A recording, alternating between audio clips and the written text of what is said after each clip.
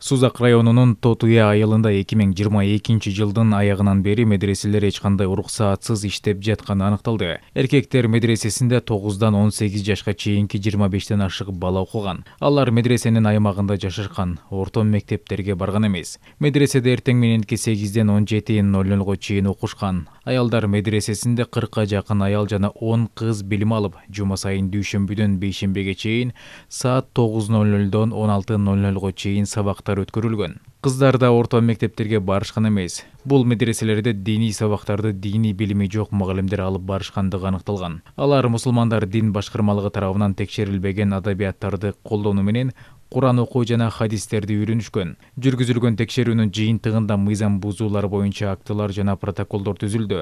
Дин тутуу эркиндиги жана диний уюмдар жөнүндө мыйзамга ылайык алардын ар бирине 5500 сом өлчөмүндө айып салынып, ишмердүүлүгү токтотулган. Ал эми жашы жете элек окуучулар Сузак райондук ички иштер башкармалыгына жеткирилип, ата-энелер менен профилактикалык сүйлөшүүлөр жүргүзүлгөн.